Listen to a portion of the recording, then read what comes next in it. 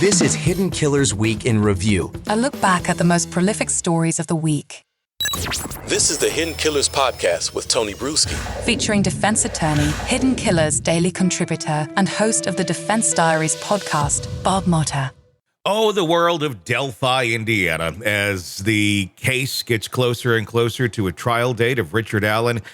More and more drama continues to fly, as expected it would be. Joining us to discuss, Bob Motta, defense attorney, the man who's been in the courtroom through all of these hearings, and I'm sure you'll probably be there once this thing starts up as well.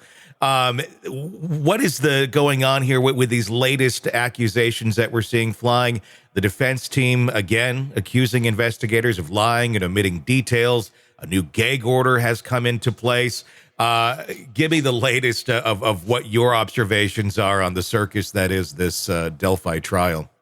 Yeah, it's the same as it ever was. You know, I was in Mexico trying to relax for 5 days, and then the world explodes. I've got some podcast doing a hit piece on me because of my defense position on this case, and but as far as the case itself, man, it's like you said, it's a never-ending battle. And I think probably what's going on from the state side of it is they're trying to prepare for trial, and from the defense side of it, it's the same thing. But you've got probably one of the attorneys focusing on the mechanics of the issues that they're going to have to deal with at trial. And you've got one of the other attorneys trying to deal with the motion work that's going forward, which, as you aptly noted, what we most recently have seen is the state's response to the defense's third request for a Franks hearing.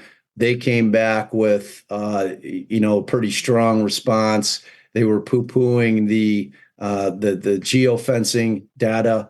They were saying that it's not reliable, which is interesting to me. Yeah, because when the state does that, in a county where geofencing is something that law enforcement is using all the time, and getting these cases to trial and getting convictions on this type of data, for now the state in this case to say, well, it's not reliable. It's just not something that we're going to be able to use in this case that's going to be able to give the jury any kind of indication whether or not there were other people there or not, because it's not reliable.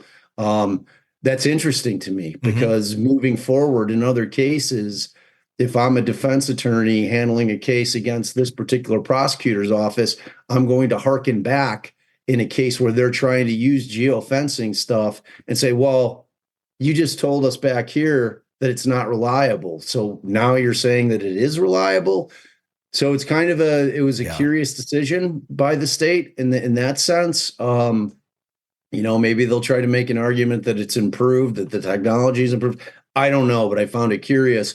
So, and then in response to that, the defense, of course, filed their reply to the state's response. And I don't know if you saw that document. It's basically a 2-page reply in a 16-page proposed court order, which is very interesting. And it's basically in when you're talking a proposed court order, that's where either the state or the defense drafts up a proposed order that they say, hey, Your Honor, we did all the work for you. All you have to do is just sign this, if you, of course, agree to every sentiment and ruling in it. And in that, the defense is taking the opportunity to say, okay, look, after I being Judge Gull, the exhibits that were attached, I see that the defense was telling the truth about Tony Liggett lying about what one of the witnesses, Sarah Carbaugh, said in terms of what this person she saw was wearing. He was not wearing a blue jacket. He was wearing a tan jacket. She did not say that he was bloody. I also reviewed so it's like they go through line by line in order to kind of put it on the judge, that the judge has reviewed the video and they're trying to say, look, everybody, the things that we said in our first Franks memo is all true, because now the judge has looked at the exhibits and she's confirming it, even though she denied it. So it's a really interesting play. I am sure that Judge Gull was furious with that. And I think that probably that reply was the impetus to the new gag, which we tried to get a copy of the order from the clerk, as we always do. We always email the clerk down there and say, hey, can you send us all the filings and any orders that have been entered? Yeah. And that order is confidential, which is beyond bizarre to me. Like, I don't know how they're making court orders confidential. So I have a feeling that the new gag is incorporating that reply in the manner in which the defense put it out there to the world. So yeah, it's crazy. It's a crazy, crazy case. But the gag order does not apply, though, to the attorney for the attorneys. So it still can, like, things can be delivered, at least through him a bit, which will be interesting to see, what comes out that way. Yeah, I mean, and they're like, just so people have an understanding, there's two different orders that exist. There's the gag order, which basically says that the attorneys, the actual attorneys for the trial, which are Brad Rosie, Andrew Baldwin, and then you've got Nick McClelland, and you've got Luttrell and Diener for the state.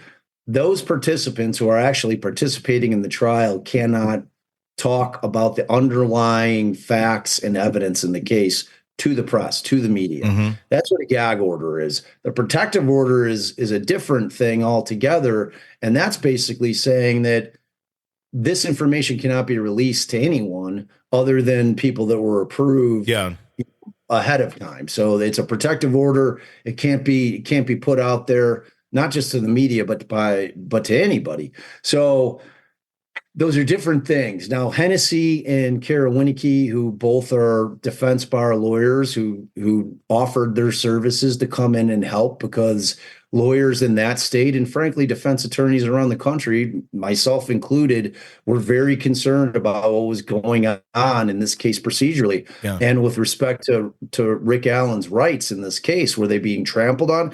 I felt that they were. I felt that she removed his counsel, and it was completely unwarranted, and it destroyed his Sixth Amendment right to counsel.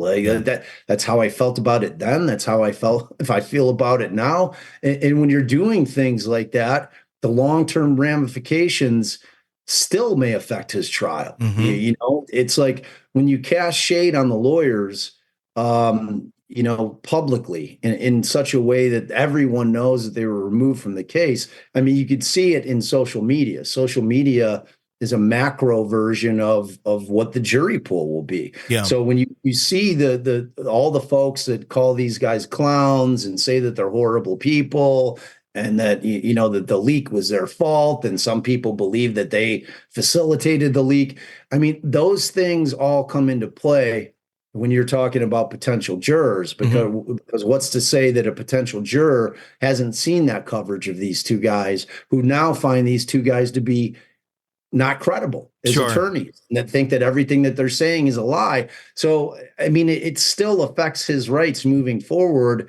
Ultimately, if he's convicted, I assure you that will be one of the main thrusts of why he has to get a new trial. Even though that they were reinstated, I think it's still going to have an impact on his trial, or potentially it could. So, the case has just been a mess, and I don't know that it's got any neater after the reinstatement. Want to listen ad-free? Want advanced access to all of our interviews before anyone else? Become a True Crime Today Premium Plus subscriber on Apple Podcasts. You get every episode commercial-free, so you can binge on true crime until you can binge no more. Search True Crime Today Premium Plus on Apple Podcasts now, or go to our podcast page and sign up now. More of the Hidden Killers podcast next.